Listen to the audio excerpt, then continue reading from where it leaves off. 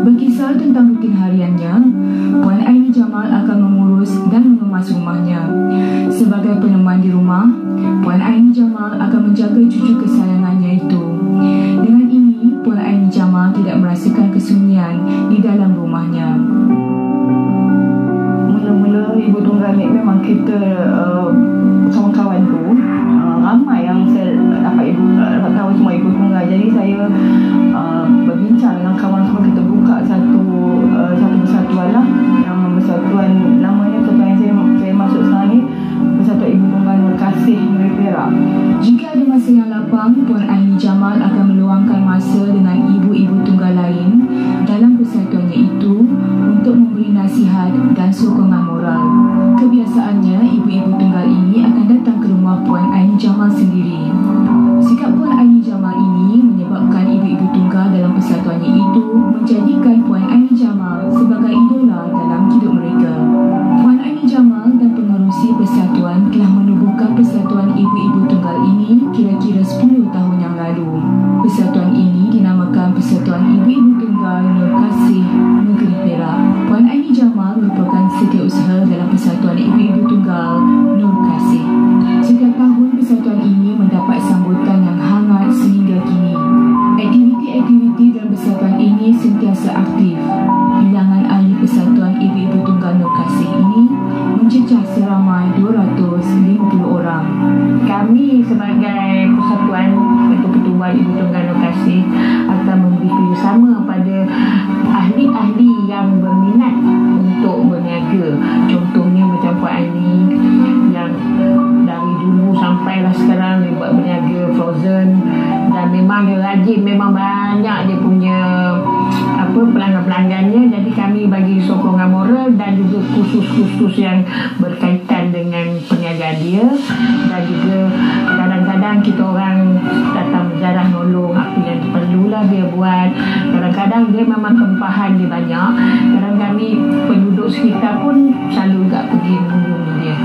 Dan macam saya, kita ibu tunggal ni memang selalu berhubung rapat lah. Jadi tak perlulah orang kata nak disuruh-suruh. Memang kita tahu, kita sebab kita selalu buat mesyuarat, kalau apa-apa kita minta pertolongan ke, kita memang kita bagi kerjasama.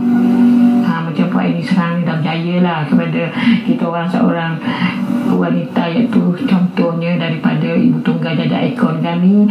Dia memang berniaga, dia memang okey lah, banyak tempahan hingga kan dia tak sempat nak buat kan. Jadi kita bagi sokongan, tolong, kadang kita bantulah. Selain itu, Persatuan Ibu-Ibu Tunggal ini pernah menganjurkan kursus memasak bersama Chef Faizal.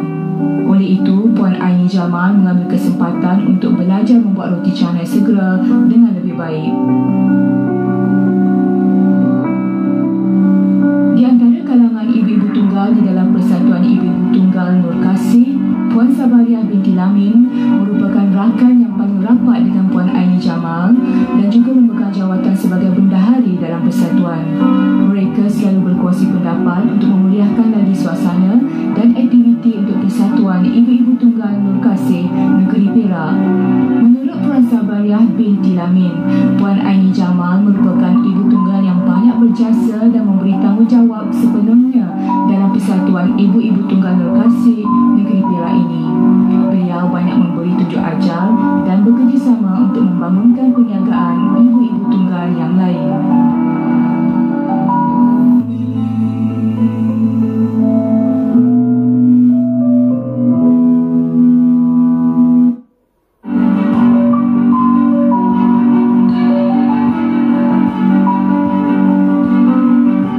Dengan bantuan daripada Satu Azam, Puan Aini Jamal telah menerima mesin adunan dan ketuhar untuk memudahkan lagi beliau memproses produknya.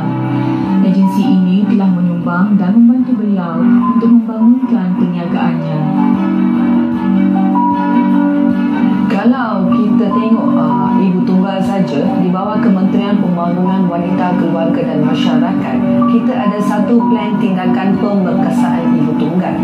Matlamat utama plan tindakan pemerkasaan ibu tunggal ini amat diperlukan sebagai panduan dan rujukan semua pihak yang berkepentingan dalam urusan pembangunan negara supaya mengambil kira cabaran-cabaran yang dihadapi oleh ibu tunggal.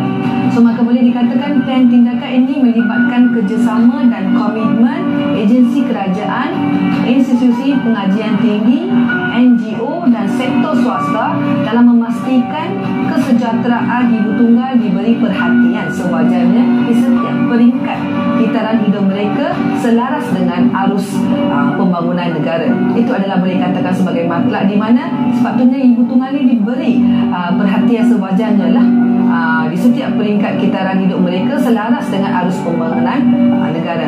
Kalau kita tengok objektif plan tindakan pemerkasaan ibu tunggal, dia sebenarnya menetapkan 3 objektif utama. Pertama adalah meningkatkan kesedaran dan komitmen pihak berkepentingan bagi memperkasakan ekonomi ibu tunggal.